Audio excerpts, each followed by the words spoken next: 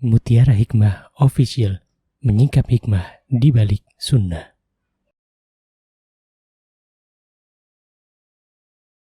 Salurkan donasi terbaik Anda untuk mendukung dakwah Mutiara Hikmah Official.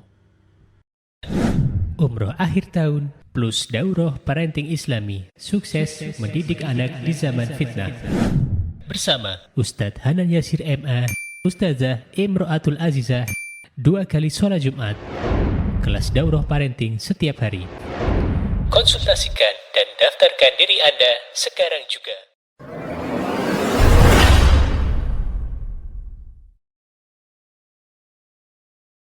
Baik teman-teman, hari ini kita memasuki hadis ke-72 dari kitab Umdatul Mar'ah karya Syekh Adil Hasan Yusuf Al-Hamid. Beliau menyebutkan di dalam kitab beliau hadis ke-72, An Abi Hurairah radhiyallahu anhu qala Rasulullah sallallahu alaihi wasallam mal'unun man atamra'atu fi duburiha. Dari Abu Hurairah radhiyallahu anhu ia berkata, dan hadis ini teman-teman dikeluarkan oleh Abu Dawud dan Ibnu Majah, dihasankan oleh Syekh Albani dalam Sahih Sunan Abi Dawud. Berarti aslinya hadis ini tidak sekuat dengan hadis-hadis yang ada di dalam kitab Sahih Bukhari Muslim. Dan biasanya hadis yang tidak ada di dalam kitab Sahih Bukhari Muslim itu perlu ada yang mensahihkan, perlu ada yang menguatkan. Dan alhamdulillah di sini dikuatkan oleh Syekh Albani rahimahullahu taala. Sebagaimana kita tahu Syekh Albani itu aslinya bukan orang Arab. Ya, beliau orang A'jam. Syekh Albani itu dari Eropa ya. Matanya beliau itu biru tapi bukan softland. Ya, jadi memang biru asli dari Allah Subhanahu wa taala. Jadi bagi siapapun yang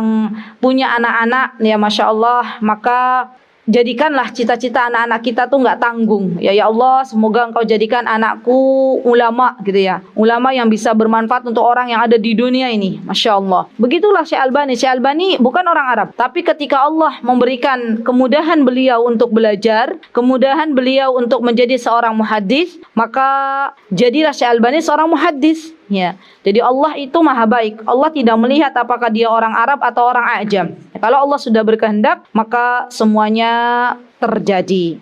Baik. Nah, apa yang disebutkan oleh Rasulullah sallallahu alaihi wasallam? Disebutkan oleh Rasulullah sallallahu alaihi wasallam mal'unun. Berarti ini dikatakan mal'unun, terlaknat. Dan kita tahu ya teman-teman kaidah bahwa jikalau ada kata laknat baik dalam Al-Quran maupun dalam hadis Nabi kita Muhammad SAW itu menandakan apa? Dosa besar. Ya, jadi kalau kita lihat ada ayat misalnya la'anallah misalnya ya, atau la'anallahu wal malaikah misalnya, itu berarti yang disebutkan adalah dosa besar. Sama di dalam hadis Nabi kita Muhammad SAW, kalau disebutkan kata laknat, artinya laknat itu dijauhkan dari rahmatnya Allah. Ya, artinya apa? Berarti larangan itu masuknya pada dosa besar. Ya, dan jangan pernah kita menyepelekan dosa besar. Setiap dosa walaupun itu dosa kecil pun jangan kita sepelekan. Karena setiap kali kita menyepelekan sebuah dosa, maka akan menjadi kebiasaan di dalam kehidupan kita sehari-hari. Dan kalau sudah kita merasa ya tidak ada sesuatu ketika kita melaksanakan sebuah dosa, lama-kelamaan kita justru menikmati dosa tersebut. Ya, jadi perlu diingat ya akhwat, bahwa jangan pernah kita itu merasa aman dari yang namanya dosa. Jangan pernah kita merasa aman dari yang namanya maksiat. Seberapapun maksiat, sekecil apapun dosa, itu punya efek dalam kehidupan kita. Ya, apa di antara efek yang terkecil? Di antaranya adalah terhalangi dari berbuat amal saleh. Kalau sekarang kita baca Al-Quran rasanya berat sekali. Ada niat mau baca Al-Quran tapi nggak baca-baca. Ada niat mau sholat duha tapi nggak sholat-sholat. Ada niat mau sodako tapi nggak sodako-sodako. Niat ada gitu ya. Itu berarti pertanda kita dihalangi oleh Allah Subhanahu Wa Taala, terhalang dari berbuat amal soleh. Dan penyebab diantaranya apa? Karena dosa kita, karena maksiat kita. Jadi saya ajak diri saya dan teman-teman, yuk mari kita jangan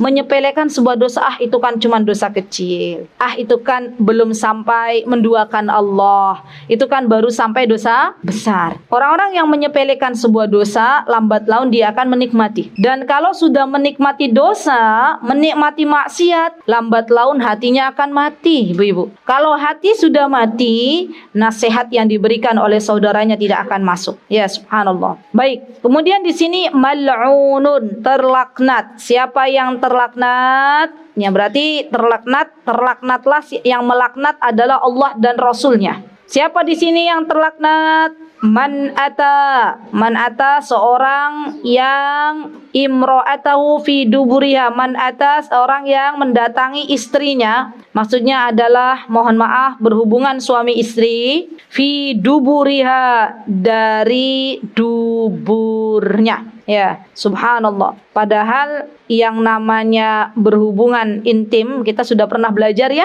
Dan insya Allah saya kira bukan sebuah hal yang ditutup-tutupi ya. Karena kalau memang kebenaran ya harus disampaikan ya. Berhubungan suami istri ya, itu seorang suami boleh mendatangi istrinya dari manapun yang dia kehendaki kecuali dubur. Ya, dengan apa hal yang seperti apa itu boleh kecuali dubur. Jadi sebenarnya ini adalah ujian dari Allah Subhanahu wa taala, ya. Dan ketahuilah banyak penyakit kelamin, penyakit-penyakit yang menular seperti HIV atau AIDS itu disebabkan karena hubungan suami istri atau hubungan sesama jenis dari dubur. Ya, subhanallah. Merinding ya ibu-ibu ketika ada seorang dokter namanya Dokter Inong. Pernah dengar nggak? Dokter penyakit kulit dan kelamin. Beliau itu ngurusin, Masya Allah ya, ada alhamdulillah Allah tuh menggerakkan seorang hamba yang peduli dengan itu gitu. Beliau itu selalu kemana-mana Bu Eni, ngurusin orang-orang yang kena HIV atau AIDS. Ya, jadi beliau tuh mengatakan bahwa sebenarnya yang dipublish di media itu jumlahnya hanya kecil gitu. Dan beliau mengatakan jumlah yang sebenarnya yang beliau ketahui itu sangat-sangat banyak. Ya. Jadi hati-hati, kenapa dalam Islam itu ada larangan seorang suami mendatangi istrinya, tidak diperbolehkan ketika berhubungan suami istri dari dubur, karena memang ada kebaikan di dalamnya. Subhanallah. Dan boleh seorang istri untuk tidak mentaati suaminya manakala suaminya mengajak berhubungan badan dari dubur. Ya, boleh. Kenapa ya akhwat? Ya, Masya Allah, kita tidak boleh mentaati suami kita manakala suami kita meminta kepada kita sebagai istrinya untuk berhubungan badan di dubur, karena itu bentuk dari bermaksiat kepada Allah dan Rasulnya. Jangan sampai kita mengatakan nanti berarti kita wanita-wanita yang tidak taat kepada suami. Tidak, ya. Ketaatan kepada makhluk Allah itu hanya dalam hal-hal yang ma'ruf. La ta'ata li makhlukin fi ma'siyatillah. Tidak ada ketaatan kepada makhluk kalau itu bertentangan dengan syariat Allah. Kalau itu bermaksiat kepada Allah Subhanahu wa ta'ala. Dan coba lihat kasus-kasus orang-orang yang sodomi, mohon maaf ya, kasus-kasus penyuka sesama jenis, itu rata-rata mereka menggunakan dubur, ya. Dan ketahuilah wahai saudariku bahwa akhirnya orang-orang yang seperti itu akhirnya Allah azab sebelum di akhirat Allah dahulukan dulu di dunia. Ya, azabnya tuh ngeri. Saya pernah berjumpa, saya dan suami pernah berjumpa dengan seorang yang biasa di bagian kesehatan. Kata beliau, pernah datang kepada beliau itu seseorang yang waliyadzubillah ya terkena penyakit itulah ya, penyakit kelamin, ya penyuka sesama jenis. Katanya penyakitnya itu sudah tercium aroma yang busuk. Ya, naudzubillah summa naudzubillah. Maka saya bukan nakut-nakutin ibu, nggak usah serem. Memang kenyataannya seperti itu gitu loh. Makanya kenapa kok nggak boleh yang namanya seorang suami menyetubuhi istrinya dari dubur atau penyuka sesama jenis? Ya itu naudzubillah summa naudzubillah. Ibu-ibu, kita jangan terlalu nyantai ya hidup di negara kita, di Indonesia Raya yang tercinta ini, karena memang fitnah akhir zaman. Ya, fitnah akhir zaman itu apa kata Rasulullah SAW? Tidaklah hari kiamat itu terjadi kecuali perzinahan merajalela. Dan yang namanya perzinahan itu saat ini bukan hanya seorang laki-laki dan perempuan, tapi juga masuk laki-laki suka sama laki-laki, perempuan suka sama perempuan. Dan hari ini syaitannya sudah masuk ke berbagai macam lembaga pendidikan. Subhanallah. Maka nasihat untuk diri saya dan juga teman-teman, ketika kita melepaskan anak-anak kita, ini penting banget. Kita minta sama Allah, ya Allah, jagalah anakku wahai Rabbku, jauhkanlah kami, orang tua dan anak-anak keturunan hamba dari yang namanya perbuatan fahisyah. Fahisyah itu perbuatan perzinahan, ya masuk dalam golongan penyuka sesama jenis, itu juga termasuk fahisyah. Jadi hari-hari ini ya teman-teman banyak-banyak minta kepada Allah ya, agar dijauhkan dari hal-hal yang tidak diharapkan. Baik, jadi sepakat ya, seorang suami tidak boleh menyetubuhi istrinya lewat dubur, dan kalau ada istri yang diminta oleh suaminya, boleh dia menolak, boleh menolaknya. Termasuk diantaranya yang boleh seorang istri menolak apabila suaminya menginginkannya, ya menginginkan untuk berhubungan badan ketika istrinya haid, itu juga tidak boleh. Ya, boleh dilaksanakan, seorang suami boleh hanya sebatas mencumbui saja, tapi tidak boleh sampai melakukan hubungan intim.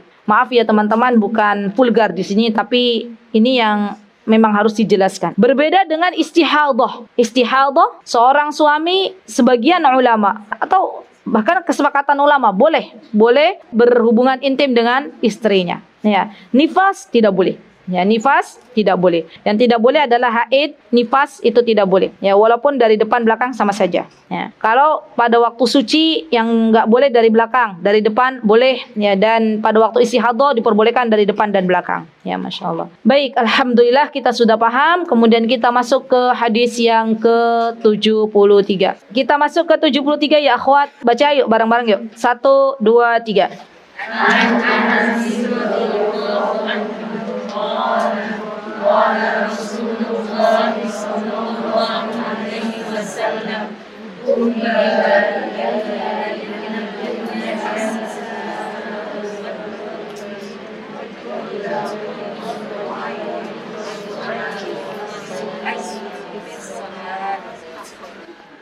Baik. Yang pertama adalah hadis ke-73, jazakumullah khair, an Anasin. Yang dimaksud di sini adalah Anas bin Malik. Ya, ibu-ibu tahu siapa Anas bin Malik? Dari belakang coba saya mau tanya. Apa mau Krota?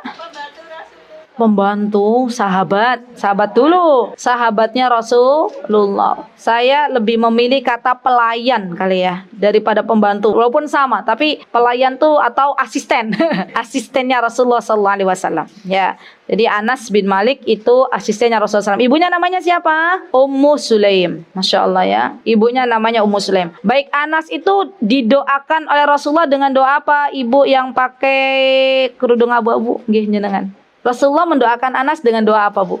Masya Allah. Banyak harta dan banyak anak, ya banyak keturunan. Sampai dalam sebuah sejarah disebutkan Anas tuh anaknya keturunannya lebih dari 100. Masya Allah. Ya, Masya Allah ya.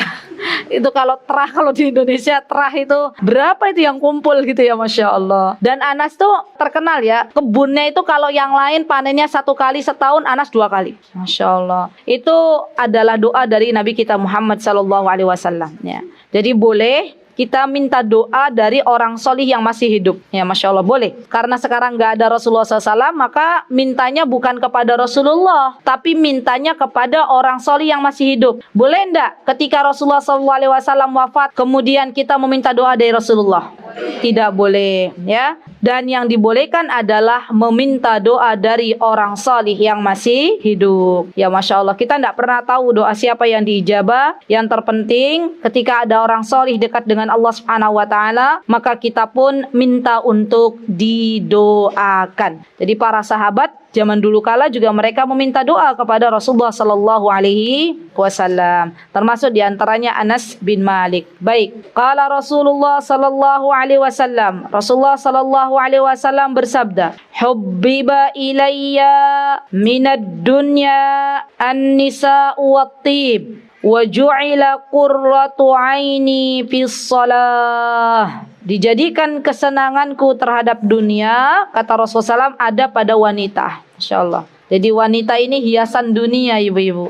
Dan juga minyak wangi. Minyak wangi juga hiasan dunia. Masya Allah ya. Serta dijadikan qurratu aini. Qurratu ain maksudnya bukan Ummu Qurrata. Nanti Ummu Qurrata kenapa namaku disebut-sebut gitu ya. Qurratu aini itu penyejuk mataku. Apa yang dijadikan penyejuk mata? Yakni as-salah, yaitu salat. Masya Allah ya. Nah, kita sekarang belajar kenapa wanita atau an-nisa itu dijadikan sebagai perhiasan dunia. Ada yang mau jawab? Kenapa ibu-ibu? Kenapa kita itu berarti kita tuh perhiasan dunia? Karena yang taat pada mengerjakan perintah Allah dan larangannya dan taat pada suaminya, melaksanakan semuanya yang apa yang diinginkan suami. Masya Allah. Karena wanita itu menarik, ya enggak? Menarik. Subhanallah, wanita jenis apapun wanitanya, kulitnya mau black sweet, mau white gitu ya, itu menarik. Ibu-ibu yang namanya laki-laki itu, ada loh laki-laki yang putih, orang Timur Tengah. Saya pernah punya kawan tuh, diceritakan oleh suami ada orang Timur Tengah, nyarinya orang Afrika. Ya, berarti perempuannya orang Afrika. Berarti kecantikan, ketertarikan seorang laki-laki kepada wanita itu bukan hanya dalam hal konsep kulit. Ya. Lah buktinya apa? Ada laki-laki berkulit putih suka wanita berkulit hitam. Berarti pada dasarnya yang namanya wanita itu menarik. Dan ibu-ibu punya nggak perhiasan? Saya mau tanya. Biasanya wanita itu perhiasannya apa? Emas. Kenapa ibu-ibu suka emas? Model? Apa? Tabungan? Warnanya berkilau, enak dipandang. Belum lagi kalau emasnya rembel, 10 semua cincinnya pakai gitu kan ya. Berkilau-kilau jadinya malah glowing ya. Nah itu kan menarik kan? Berarti yang dijadikan perhiasan itu sesuatu yang menarik. Dan wanita termasuk ciptaan Allah yang menarik. Ya Masya Allah. Jadi kita itu ternyata diciptakan oleh Allah teman-teman sebagai perhiasan dunia. Ya. Dan sebaik-baik perhiasan dunia adalah wanita salihah. Ya. Berarti kalau tidak salihah masih tetap jadi perhiasan dunia tapi tidak terbaik. Masya Allah ya. Dan wanita juga walaupun ya subhanallah dia perhiasan dunia tapi juga fitnah bagi kaum laki-laki. Apa kata Rasulullah SAW? Kata beliau tidak ada fitnah yang terdahsyat ya, yang lebih besar sepeninggalku kecuali fitnah wanita. Ya subhanallah. Jadi bagaimana ustazah kalau kita ini jadi fitnah, apa sikap kita gitu ya, biar tidak jadi fitnah bagi kaum laki-laki. Sikap kita adalah menjadi wanita salihah, menjadi wanita salihah. Semua yang ada pada diri wanita itu menarik bagi seorang pria. Ya, maka dari itu sudah kebiasaan para sahabat atau para sahabiah kalau mereka berjumpa tuh mereka jalannya tuh biar tidak terlihat gitu. Dan ini merupakan bagian dari menjauhi fitnah wanita. Ya. Dan kita kalau ada laki-laki berusaha untuk mempersilahkan laki-laki itu berjalan dulu, baru kemudian kita. Karena yang namanya maksiat itu teman-teman berasal dari pandangan. Namanya maksiat itu berasal dari pandangan. Jangan sampai mata kita dibiarkan memandang sesuatu yang diharamkan oleh Allah. Ya. Allah Subhanahu wa taala menganjurkan kita untuk ghaddul basar. Ya. Dan seorang laki-laki yang dia matanya tidak dijaga pasti akan melihat wanita di luar sana dan dia mengatakan wanita di luar lebih cantik daripada istriku. Ya, seorang laki-laki yang dia menjaga pandangannya, ghaddul basar, maka ia akan menjadikan istrinya seperti bidadari di dalam istana, ya, yang paling cantik. Begitu pula kita seorang wanita ya akhwat, ya. Kalau kita pengen laki-laki kita, suami kita seorang yang pandai menjaga pandangan, maka kita pun seyogianya menjaga pandangan. Karena yang diminta oleh Allah Azza wa Jal untuk menjaga pandangan ini bukan cuma laki-laki, tapi juga kita para perempuan. Ya. Relakah kita manakala suami kita ternyata melihat orang-orang yang lebih indah daripada kita? Dan saya kira ya ibu-ibu, kalau wanitanya itu semuanya sudah menutup aurat, insya Allah ini pun bisa menjadikan sebab suami kita itu tidak terlalu melihat sesuatu yang bermaksiat. Ya walaupun misalnya lewat, apa yang dilihat? Kalau dulu di Timur Tengah, waktu kami di Yaman, itu seragam masyarakat sana ya, masyarakat sana. Mau aliran apa saja, pakainya betul. Di Yaman tuh ada sunnah, ada ahlus sunnah wal jamaah, ya. Ada sufi, hati-hati ya, ada sufi, ada ikhwani, ya. Ada syiah, ya. Jadi semuanya ada. Tapi semua perempuannya di sana pakai bajunya hitam-hitam. Semuanya. Bahkan kalau dulu ada orang Indonesia itu yang pakai sudah gelap baju biru dongker, wah jadi pusat perhatian. Ya, betul. Karena memang seragamnya di sana hitam-hitam. Lah laki-laki kalau melihat hitam-hitam apakah tertarik? Enggak. Ya, misalnya dari belakang. Itu apa gitu ya? Nggak tarik. Beda kan kalau misalnya lihat yang berlekuk-lekuk gitu ya. Masya Allah. Jadi kita ya akhwat, karena kita perhiasan dunia, fitnah bagi kaum laki-laki. Yuk bismillah kita jaga pandangan kita jaga diri kita. Semoga para bapak-bapak, para laki-laki di luar sana bisa terhindar, setidaknya lebih ringan daripada kita tidak menjaganya. Masya Allah. Baik, kemudian tolong dibuka surah Al-Imran. Surat Al-Imran ayat berapa yang Zuyyina linnasi hubbus syahawati minan nas. Ayat berapa itu? Berapa muqarata? 14. Coba dibuka ya akhwat. Baik, yuk dibaca bareng-bareng. Ta'awud terlebih dahulu. A'udzu billahi minasy syaithanir rajim. Bismillahirrahmanirrahim. Zuyyina linnasi hubbus syahawati minan nisa'i wal banina wal qanatiril muqantarah والقناطير المقنطرة من الذهب والفضة والخيل المسومة والأنعام والحرث ذلك متاع الحياة الدنيا Wallahu indahu husnul ma'ab. Apa yang Allah sebutkan perhiasan dunia di dalam surah Al-Imran ayat 14. Zuyyina linnasi hubbus syahawat. Dijadikan indah bagi manusia. Ya, apa yang dijadikan indah? Hubbus syahwat, mencintai syahwat. Dari mana syahwat itu? Karena fitnah itu ada syubhat, ada syahwat. Syahwat itu biasanya lebih berkaitan dengan barang, dengan benda. Kalau syubhat itu lebih berkaitan dengan kata-kata, ya. Dan syubhat itu lebih kepada agama. Syahwat itu lebih kepada dunia. Fitnah itu ada dua. Ada syubhat, ada syahwat, ya. Syahwat itu lebih kepada dunia, ya, barang-barang yang ada di dunia. Subhat itu lebih kepada agama. Baik, contohnya apa di sini? Allah menyebutkan di dalam surah Al-Imran ayat 14, kata Allah Subhanahu wa taala, zuyyina linnasi hubbus syahawati minan nisa. Termasuk fitnah syahwat itu adalah perempuan. Lihat ibu-ibu, nisa itu penyebutannya yang keberapa? Sama Allah disebutkan yang keberapa tuh? Yang pertama. Berarti biasanya kalau yang pertama itulah yang terbesar. Minan nisa'i wal banin, ya, dijadikan indah pandangan-pandangan kepada siapa? Dijadikan suka fitrahnya manusia itu kepada para wanita, kepada anak-anak. Kemudian zuyyina linnasi hubbus syahawati minan nisa'i wal banina wal qanatiril muqantarati minadh dhahabi wal fiddah. Juga binatang-binatang ternak, ya, tanah-tanah ladang-ladang, emas perak, itu semuanya adalah sesuatu yang memang fitrahnya manusia suka ke dalamnya, ya. Ada nggak orang nggak suka dengan tanah atau ladang? Nggak ada, ya. Kalau ada yang mau memberikan pada Bu Eni 1000 hektar, mau nggak Bu Eni? Jangankan 1000 hektar, 1 hektar aja mau Bu Eni? Seneng kata Bu Eni, ya. Ada nggak yang nggak mau diberi perak kalau gratisan? Semua mau.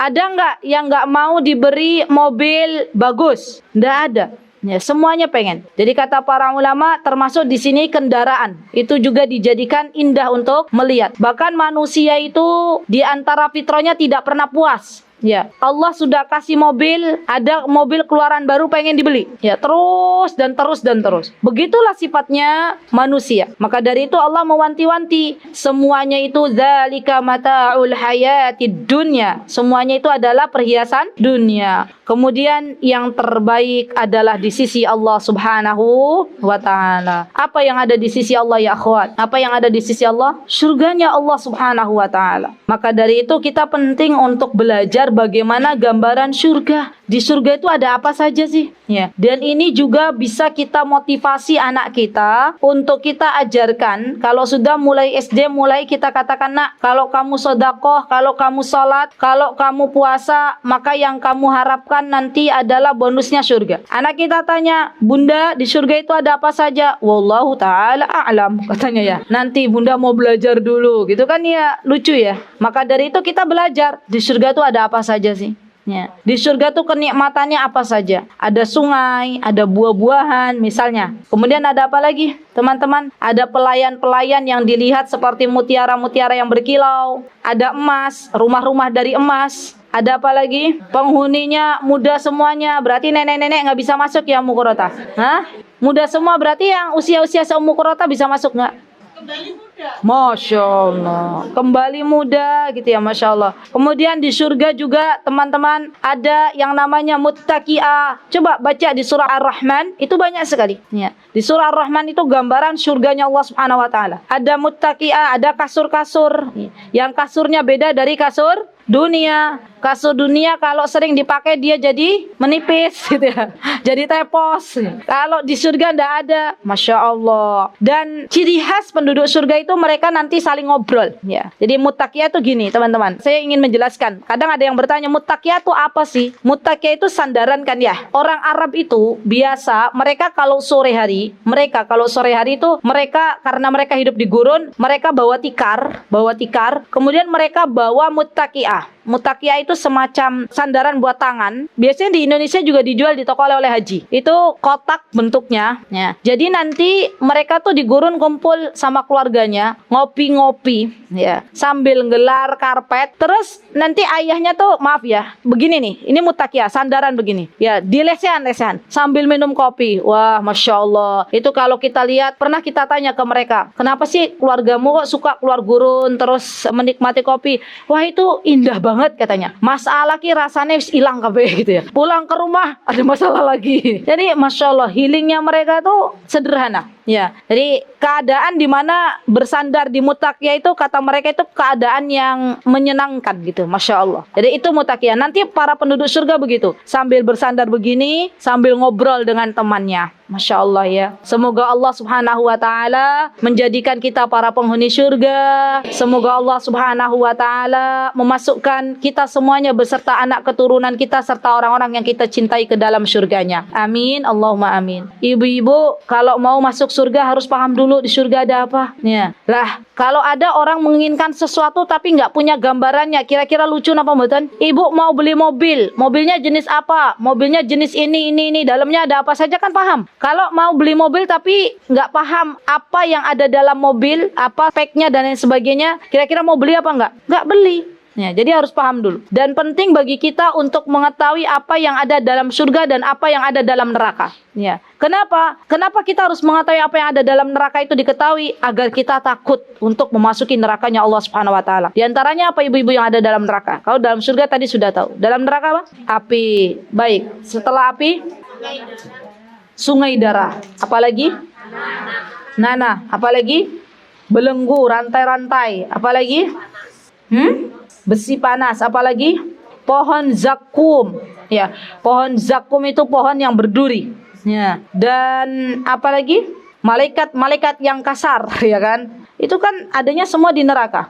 Dan kita berdoa kepada Allah Subhanahu wa taala agar kita dijauhkan dari nerakanya Allah Subhanahu wa taala. Apa doanya? Allahumma inna na'udzubika minan nar. Kalau minta surga, Allahumma inni as'alukal jannah wa a'udzubika minan nar. Terus berdoa. Baik. Nah, setelah kita mengetahui bahwa wanita-wanita kendaraan emas, perak, ya, semuanya adalah perhiasan dunia, dan Rasulullah SAW juga sebagai seorang insan yang seperti kita, ya, Rasulullah itu sama manusia. Kenapa Allah mengutus utusannya ke muka bumi ini adalah manusia? Karena kalau yang Allah utus itu malaikat, maka manusia tidak mau beriman. Maka dari itu Rasulullah, apa-apa yang terjadi pada kita itu sudah dialami oleh Rasulullah. Kalau para manusia suka dengan wanita, suka dengan harta, suka dengan macam-macam, Rasulullah pun suka. Ya. Namun Rasulullah itu bijak. Ya, beliau, Masya Allah, sangat-sangat luar biasa dalam menghadapi dunia ini. Ya, beliau tidak menjadikan dunia berada di hatinya, tapi beliau jadikan dunia di tangannya dan akhirat di hatinya. Orang yang menjadikan dunia ini hanya sebatas keperluan saja, maka ketika suatu hari harus kehilangan dunia, dia tidak bersedih. Ya, karena paham bahwa ini adalah amanah dari Allah Subhanahu wa Ta'ala. Baik, kemudian yang kedua, watib. Kenapa ya akhwat? Apa alasannya kenapa minyak wangi kok dijadikan sebagai perhiasan dunia? Dijadikan sebagai kesenangan. Ada yang tahu kok di sini khas atib gitu loh, minyak wangi? Ada yang tahu? Wangi, aromanya membuat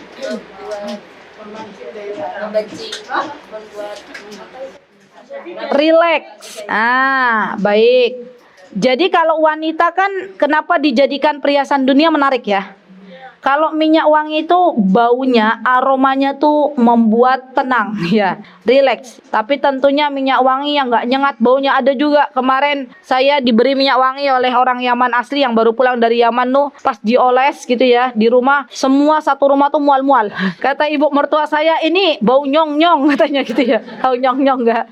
Nggak tahu beliau. Jadi rasanya mual ya. Dan memang ada minyak wangi yang aromanya menyengat sekali. Bagi kita orang Indonesia itu mual ya. Tapi bagi orang sana bagus itu, masya Allah. Ya. Biasanya orang Indonesia itu kalau suka minyak wangi yang soft, ya ibu-ibu ya, yang lembut. Dan tidaklah kita memakai minyak wangi kecuali di rumah, ya untuk suami kita. Baik, nah tip di sini ibu-ibu ada perkara-perkara yang diatur. Di antaranya ya yang berhubungan dengan tip, Rasulullah Shallallahu Alaihi Wasallam memakai perumpamaan tip minyak wangi ini untuk teman-teman yang baik. Ya ada kan? Kalau berteman maka bertemanlah dengan orang-orang solih. Seperti kita berteman dengan penjual minyak wangi. Kemudian yang kedua, di antara yang disebutkan masalah minyak wangi ini, Rasulullah SAW mengatakan jangan kita menolak hadiah. Ya. Apa yang kita tidak boleh menolak dari hadiah? Di antaranya adalah minyak wangi. Kita nggak boleh. Kalau ada orang ngasih minyak wangi, walaupun minyak wanginya bau nyong-nyong, diterima dulu. Ya, diterima dulu. Atau yang tidak boleh kita tolak itu susu. Ya, susu tuh nggak boleh kita tolak. Ada sebagian ulama yang mengatakan yang tidak boleh ditolak juga bantal. Tahu bantal, Bu? Ibu-ibu kalau dikasih bantal, diterima dulu. Tapi kan saya nggak mau tidur gitu ya. Ya digowo, ya dibawa. Ya, diterima. Kalau dikasih minyak wangi, diterima. Kalau dikasih susu, diterima. Masya Allah. Dan ketahuilah, zaman dulu kala sampai sekarang minyak wangi itu menjadi hal yang sangat mahal. Ya, ibu-ibu, kalau kita sekarang beli minyak wangi murah itu minyak wanginya palsu. Bau palsu nggak? Maksudnya bukan yang ori. Minyak wangi yang ori itu yang memang terbuat dari alam. Ya, rata-rata kan kita sekarang pakai minyak wangi yang sintesis, yang buatan. Iya nggak ibu-ibu? Ibu-ibu tahu oud? Pernah dengar nggak ada namanya oud? Minyak wangi oud yang biasanya dari kayu gaharu. Orang Indonesia itu masya Allah loh. Indonesia itu masya Allah sumber daya alamnya melimpah ruah. Ya, kayu, pohon itu sampai Allah tumbuhkan di Indonesia, dan pohon tersebut kalau sudah diracik jadi minyak wangi 1 milinya bisa jutaan. Ya. Dan saya terkejut ibu-ibu ketika kami ke tempat pedagang minyak wangi yang ada di dekat haram, dekat Masjidil Haram itu, di situ tertulis minyak wangi dari ada kayu gitu, Kalimantan gitu ya. Hah? Kalimantan, betul. Indonesia. Terus saya tanya ke pedagangnya, apakah ini yang dimaksud Kalimantan Indonesia? Iya, negaramu gitu ya. Cuman kita itu nggak bisa ngolah. Ya kita biarkan aja itu pohon-pohon minyak wangi itu, ya sudah dibiarkan aja. Saking banyaknya pohon gaharu di tempat kita. Ya subhanallah. Padahal kalau diekspor tuh nilai jualnya luar biasa. Yo ibu, sekarang jadi ide ya para suami, apa jualannya? Bu, saya bingung bu, mau jualan apa? Ayo pak, tebangin tuh minyak gaharu gitu ya. Jual ke Timur Tengah, mahal harganya, masya Allah. Dan yang namanya minyak wangi itu zaman dulu kala teman-teman, itu bisa membedakan antara kasta. Jadi mereka tuh sudah bisa membedakan, oh ini minyak wanginya kasta yang tinggi, oh ini minyak wanginya yang kasta ini. Pernah dengar yang sahabi Al-Jalil, sahabi yang mulia yang bernama siapa? Mus'ab bin Umair. Ya, Mus'ab bin Umair. Ya kan Mus'ab ya. Mus'ab itu dulu sebelum masuk Islam, beliau adalah bagian dari bangsawan. Sampai diceritakan Mus'ab itu kalau berjalan, minyak wanginya tercium dari jarak sekian-sekian. Dan nggak punya di Mekah waktu itu minyak wangi yang seperti Mus'ab. Nggak ada KW-nya, nggak ada.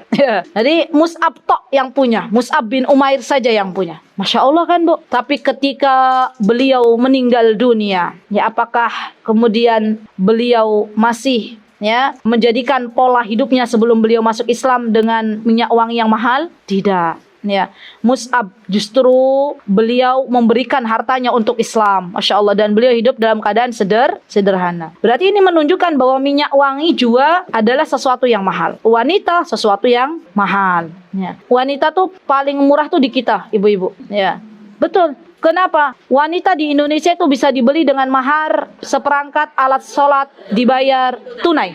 Ya. Beda kalau di tempat lain wanitanya mahal. Ya, Masya Allah. Tapi tidak apa-apa. Walaupun kita murah tapi nggak murahan. Ya, Masya Allah. Baik. Kemudian yang ketiga, apa yang dibuat indah untuk perhiasan dunia? Wa ju'ila qurratu aini fis shalah. Dan Allah jadikan qurratu ain, penyejuk mata di dalam salat. Baik. Saya bukakan dalam kitab bahwa qurratu ain fil Qur'anil Karim iddata marrat. Qurratu ain dalam Al-Qur'an itu disebutkan beberapa kali. Kama annaha jumlatun sya'iyah nasma'uha wa nastakhdimuha katsiran fi ayyamina hadi fahal tasa'alat yawman an ma'naha aw ma tushiru ilai. Baik, di sini disebutkan oleh para ahli bahasa ya dalam kitab Lisanul Arab disebutkan bahwa qurratul ain bukan anaknya Ummu Qurratah ya. Anaknya beliau namanya Qurrata Ayun. Qurratul ain ini adalah kata di kitab Lisanul Arab lafdun mushtaq min istiqrari ainul insan fi mawdi'aha. Jadi qurrata ain itu manusia, sebuah lafaz yang diletakkan ketika pandangan manusia itu tertuju padanya. Itu qurrata ain. Ya. Misalnya teman-teman masuk ke toko emas, ya. Biasanya kan ada tuh yang dipilih dan pandangan kita tertuju nggak ke itu? Wah, itu indah banget tuh, beda tuh cincinnya gitu. Beda tuh gelangnya, beda tuh kalungnya, ya kan?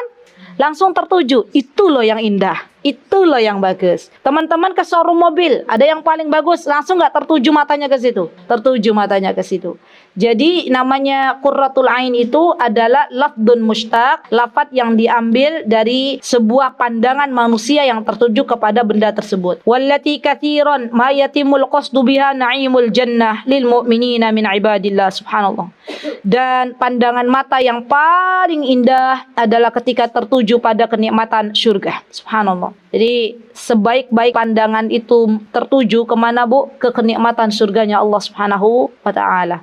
Baik, kemudian di sini disebutkan wa afdalu ma yurzaqul 'abdul mu'min bihi yawman huwa istiqraru 'ainahu wa tuma'ninahu wa dzalika lidilalatiha 'ala maddi istiqraru qalbuhu wal imtila'u bil iman wat tuma'ninah. Dan sebaik-baik qurrata a'yun, penyejuk mata untuk kita bisa nikmati di dunia adalah sesuatu yang bisa berhubungan dengan iman. Ya, misalnya apa? Salat, anak-anak yang salih dan salihah, yaitu sebagai penyejuk mata kita yang berhubungan dengan iman. Dalam Al-Quran ada dalam surah Al-Qasas disebutkan. Apa disebutkan dalam surah Al-Qasas ayat 9? Wa qalat imra'atu fir'auna qurratu 'ainin li walak la taqtuluhu 'asa ayya fa'ana aw nattakhidahu waladan wa hum la yash'urun.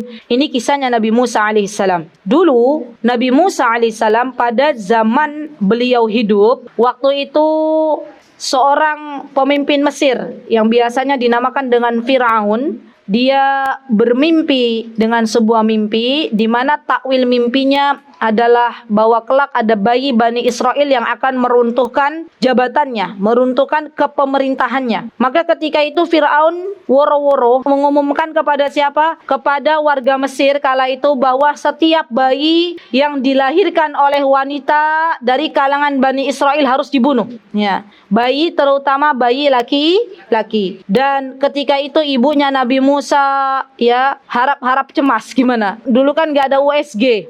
Ya, ini kira-kira bayi yang ada di perutku itu laki-laki atau perempuan? Tiba-tiba Allah mentakdirkan jebrol oek-oek laki-laki atau perempuan, ibu-ibu? Laki-laki. Bisa dibayangkan nggak dulu bagaimana paniknya ibunya Nabi Musa? Ya Allah, bayiku laki-laki gitu. Dan Allah mengilhamkan kepada ibunya Nabi Musa untuk memasukkan Nabi Musa alaihissalam ke dalam sebuah wadah dialirkan ke sungai Nil. Ya, Masya Allah. Dan Allah berjanji kepada ibunya Nabi Musa bahwa kelak akan dikembalikan lagi ya untuk Nabi Musa alaihissalam. Subhanallah. Dan ibunya Nabi Musa tuh luar biasa loh Bu. Kenapa luar biasa? Karena ibunya Nabi Musa tuh begitu yakin dengan janjinya Allah Subhanahu wa taala. Ya, beliau rela untuk menghanyutkan putranya ke sungai karena yakin akan dikembalikan oleh Allah Subhanahu wa taala. Dan beliau menghanyutkan Nabi Musa ke dalam sungai sambil diikuti oleh kakaknya Nabi Musa alaihissalam ya. Dan sampailah ke istana, ketika itu istrinya Firaun yang bernama siapa? Asia melihat sesuatu yang hanyut di sungai. Dilihat bayi oek-oek gitu ya. Kira-kira kaget enggak ibu-ibu? Kaget. Orang kita kalau lihat ada bayi di kardus dibuang oleh orang aja kaget kan? Bahkan bisa gempar satu kampung ya. Maka ketika itu dipungutlah bayi kecil Nabi Musa ya, dan digendong. Subhanallah ibu-ibu, subhanallah. Allah mentakdirkan Asia waktu itu mandul, nggak punya anak. Dan ketika melihat bayi mungil, bayi yang masih merah itu, yaitu Nabi Musa alaihissalam, Allah buat Asia cinta kepada bayi mungil ini. Dijadikan sebagai penyejuk mata. Jadi langsung tertuju. Kok bayinya lucu gitu ya. Pas Firaun lihat kaget, bayinya laki-laki. Dan Asia tahu kalau dia tidak merengek-rengek kepada Firaun, pasti Firaun akan membunuhnya. Maka mulailah istri seorang raja ini nego ke suaminya. Apa Bu? Kata-katanya Asia. Kata-katanya Asia disejarahkan dalam Al-Quran. Apa kata Asia? Wa qalat imra'atu Firaun qurratu 'ainil li walak. Wahai suamiku, jangan kau bunuh. La taqtulu. Jangan kau bunuh bayi ini. Bisa jadi bayi ini ya akan Allah jadikan sebagai penyejuk mata kita. Ya, li walak, untukku dan untukmu. Subhanallah Bu, yang namanya laki-laki, setegar apapun laki-laki, kalau sudah mendengar rengekan kaum wanita, kira-kira lebur apa lebur Bu? Lebur, meleleh ya. Itulah kekuatan mak-mak. Ya ini Firaun tuh terkenal kejam loh. Firaun tuh terkenal bengis. Ya, Firaun tuh kalau sudah menyuruh rakyatnya dari kalangan Bani Israel untuk kerja rodi tuh Firaun yang menyuruh. Yang nggak dibayar. Berarti kejam nggak tuh Firaun? Kejam. Tapi ketika istrinya yang meminta, lebur nggak Firaun? Lebur ya. Ini menandakan bahwa yang namanya fitnah wanita itu luar biasa. Apalagi emak-emak ngerengek-ngerengek ke suami gitu ya. Dan suaminya sudah luluh lantah gitu ya, Masya Allah. Dan akhirnya Firaun pun mengizinkan Asia untuk memelihara Nabi Musa ya. Ketika Nabi Musa menangis pengen susu ya, kemudian dipanggillah para wanita-wanita semua yang ada di Mesir, tetap nangis. Baru kemudian kakaknya Nabi Musa mengatakan, coba saya usulkan satu ibu ya, barangkali cocok. Ternyata itu ibunya Nabi Musa. Langsung celup gitu, langsung cocok. Masya Allah. Berarti Allah tuh pasti akan menepati janjinya. Tolong dicatat Bu, kita percaya sama Allah itu harus yakin dengan janjinya Allah. Kita beriman kepada Allah itu harus yakin dengan janjinya Allah. Nggak boleh separuh-separuh. Kalau di dalam Al-Quran Allah berjanji, yakin bahwa itu pasti terjadi. Kadang kita separuh-separuh meyakini janji Allah. Apa iyo gitu ya. Mungkin buatan Bu. Kan Allah sudah bilang, "Wa may yattaqillaha yaj'al lahu makhraja, wa may yattaqillaha yarzuqhu min haitsu la yahtasib." Apa janji Allah? Barang siapa yang bertakwa kepada Allah, Allah akan kasih rizki dari arah yang tak terduga-duga. Ada nggak orang yang ragu? Opo iyo? Ada. Masa cuman dengan takwa Allah alirkan rizki? Ada nggak? Ada, banyak. Kalau Allah sudah memberikan rizki ibu-ibu, maka Allah akan ketuk hati hamba-hambanya untuk datang kepadanya. Yakin itu ya. Dengan caranya Allah. Baik, kemudian yang kedua ada dalam surat Sajdah ayat 17 yang berhubungan dengan qurrata ain atau qurrata ayun. Allah menyebutkan, fala ta'lam nafsum ma ukhfiya lahum min qurrati a'yun jazaa'an bima kanu ya'malun. Subhanallah ya. Ini Allah jadikan bahwa di setiap apa yang ada di dalam hati kita yang tersembunyi itu sebagai penyejuk ya hati kita, Masya Allah, penyejuk mata kita, Masya Allah, yaitu berhubungan dengan iman. Yang dimaksud adalah dengan iman. Terus satu lagi doa teman-teman. Doa yang biasa teman-teman baca apa? Walladzina yaquluna rabbana hablana min azwajina wa dhurriyyatina qurrata a'yun waj'alna lil muttaqina imama. Paham betul artinya? Coba Bu Eni artikan. Rabbana hablana. Kita kalau berdoa harus paham artinya ya. Ya Tuhanku, Wahai Rabb kami. ya Rabb kami, berikanlah pasangan pasangan dan anak keturunanku sebagai penyejuk pandangan kami. Masya Allah. Waj'alna lil muttaqina imama. Dan menjadi pemimpin bagi orang-orang yang bertakwa. Masya Allah. Doa yang sangat indah. Baca Bu doa ini bagus sekali. Masya Allah. Baik, kemudian di sini disebutkan bahwa apa yang dimaksud oleh Rasulullah sallallahu alaihi wasallam, yaitu wa ja'alat qurratu 'ainin li walak. Ya, di sini disebutkan bahwa makna qurratu 'ain di sini wa ju'ilat qurratu 'aini lis-shalah wa hadza ma'na anna as-shalah hiya afdalu wajibun ni'am ila Rasul sallallahu alaihi wasallam wa dzalika mithlama anna al-'ain wa ni'matil basar hiya min afdali ni'amillahi 'alal insan allati tumkinuhu min ru'yatil kaun wat ta'abbud fi khalqillah. Kenapa salat itu dijadikan sebagai penyejuk mata oleh Allah Subhanahu wa taala kepada Rasulullah sallallahu alaihi wasallam? Karena yang namanya salat itu afdal wajibun ni'mat, seutama-utamanya nikmat dari Allah. Ya, seutama-utamanya nikmat dari Allah. Jadi kalau kita diberikan petunjuk oleh Allah, hidayah oleh Allah, maka pekerjaan yang paling harusnya kita cintai, kewajiban yang harusnya paling kita cintai adalah salat. Ya, dan kita tahu besok ibu-ibu ada dalam hadis-hadisnya sahih. Salat itu besok di hari kiamat, salat itu bisa berbicara. Apa yang bisa berbicara? Salat, puasa, sedekah. Ya. Jangan tanya, gimana Ustazah? Salat kok bisa berbicara? Kan sekarang di dunia nggak bisa berbicara. Tapi Rasulullah menjelaskan itu. Salat itu nanti datang kepada Allah. Allah bertanya, siapa kamu? Kata salat, saya salat. Gitu, berarti ada wujudnya. Ya. Kemudian setelah itu nanti salat berbincang dengan Allah Subhanahu wa taala, dan itu harus kita yakini. Dalilnya sahih. Sebagaimana ada sesuatu yang hissi, sesuatu yang tidak terlihat, sesuatu yang di dunia itu belum terjadi, ternyata itu adalah sebuah hal yang kelak nanti terjadi di akhirat. Contohnya apa lagi? Contohnya misalnya amal solih kita. Amal solih kita itu kelak akan Allah jadikan di kubur, menemani para penghuni kubur dengan Allah jadikan sebagai makhluk gitu loh. Ada wujudnya. Kalau amal solih disebutkan bahwa yang menemani adalah seseorang yang dia tampan wajahnya, aromanya harum. Ya. Kalau amal buruk ditampakkan wujudnya adalah seseorang yang berwajah buruk rupa. Ya. Aromanya juga menyengat. Ya. Dan ini terjadi ya akhwat. Bagaimana menyikapi hal-hal yang mungkin kita tidak menemukan di dunia? Salat kok bisa bicara, amal kok wujudnya jadi orang. Kita menyikapinya dengan iman, dengan percaya. Ya. Sebagaimana kita percaya bahwa besok ada hari kiamat. Jadi ada beberapa nas baik dalam hadis maupun Al-Quran yang berbicara tentang keadaan ghaib, keadaan yang kita itu tidak mengetahuinya secara kasat mata. Nah, sikap kita adalah mengimaninya. Sikap kita mengimaninya. Dan wabidzalika kata Syekh, nakunu qad aradna lakum ma'na qurratu 'ainin fil Qur'anil Karim walil mazidu minal ma'ani wal mafahim tabi'una fi hadzal kitab. Kitabnya di antaranya adalah Ahammiyatus Shalah, pentingnya salat. Ada kitab namanya Ahammiyatus Shalah, Masya Allah ya. Dan kita tahu kenapa salat itu dijadikan sebagai penyejuk mata, karena salat itu sebagai sarana kita untuk bermunajat kepada Allah Subhanahu wa taala.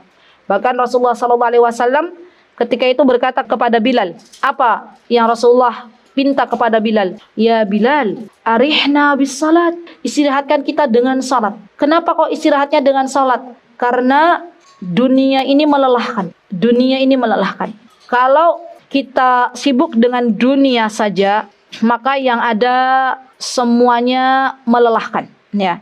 Jadi tempat istirahat, cara healing yang paling mantap, yang paling bagus adalah salat. Bahkan dalam Al-Quran disebutkan wasta'inu bis-sabri was-salat. Minta tolonglah kepada Allah dengan apa ibu-ibu?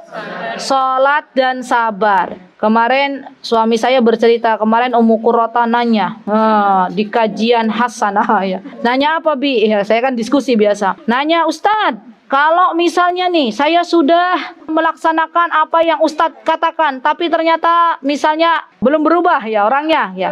Itu gimana? Terus Abi jawabnya apa? Malah dijawab oleh MC. Sabar katanya. Terus saya bilang, kata suami saya bilang, ya sudah itu udah dijawab oleh MC katanya ya. Jadi ternyata sabar itu ibu-ibu adalah solusi dari semua permasalahan yang ada. Sabar, sabar. Dan sabar tuh enggak ada batasnya. Sabar tuh enggak ada batasnya. Sampai kapan kita bersabar teman-teman? Sebentar. Sampai Allah mencabut nyawa kita. Ya, kapan kita tahu kita kembali kepada Allah? Tidak tahu. Bisa 1 menit, bisa 2 menit, bisa setengah jam. Kita tidak tahu. Sepakat tidak sabar nggak ada batasnya? Sepakat. Tapi menjalani sabar nih kok abot nopo berat? Berat. Ringan kalau itu tujuannya ibadah kepada Allah. Oh, ringan kalau tujuannya kepada ngelakoni nih. Berat. Ya, karena sabar itu ngelakoninnya berat, maka sabar itu balasannya belum Allah perlihatkan. Apa kata Allah Subhanahu wa taala? Wa yuwaffis sabiruna ajruhum bighairi hisab. Orang sabar itu ajrnya, pahalanya itu tidak terbatas. Nah, berarti sabar tuh nggak ada batasnya. Dan apa tadi? Wasta'inu bis-sabri was-shalat, dan salat. Jadi teman-teman kalau ada masalah, yang perlu kita lakukan adalah sabar dulu. Ya, kemudian kita salat minta solusi dari Allah Subhanahu wa taala. Allah kasih solusi, Allah kasih solusi. Begitu ya. Siap napa mboten mengamalkannya? Insyaallah. Dan ketahuilah bahwa masalah di dunia ini, kalaupun Allah menguji kita dengan dunia, maka ini adalah ujian yang ringan. Kita bersyukur kepada Allah, Allah tidak menguji kita dengan agama kita. Ya, orang yang paling sengsara di dunia ini apabila diuji oleh Allah dengan agamanya, kemudian dia akhirnya meninggalkan agamanya. Ini yang paling sengsara. Jadi seberat apapun ujian dunia dinikmati, karena semuanya akan bernilai pahala di sisi Allah Subhanahu wa taala. Semoga Allah Subhanahu wa taala menjadikan salat kita sebagai penyejuk mata kita. Semoga Allah Subhanahu wa taala memberikan solusi bagi siapapun yang saat ini belum menemukan solusi dari permasalahannya. Semoga Allah Subhanahu wa taala mengampuni segala dosa kita, dan semoga Allah Subhanahu wa taala memasukkan kita ke dalam jannahnya. Amin Allahumma amin. Itu yang bisa saya sampaikan. Kurang lebihnya saya mohon maaf yang sebesar-besarnya. Apabila ada kebenaran datangnya dari Allah Subhanahu wa taala, apabila ada kesalahan datangnya dari saya pribadi, saya mohon maaf. Aqulu qouli hadza wa astaghfirullah li wa lakum wa akhiru da'wana alhamdulillahi rabbil alamin. Assalamualaikum warahmatullahi wabarakatuh. Mutiara Hikmah Official, menyingkap hikmah di balik sunnah.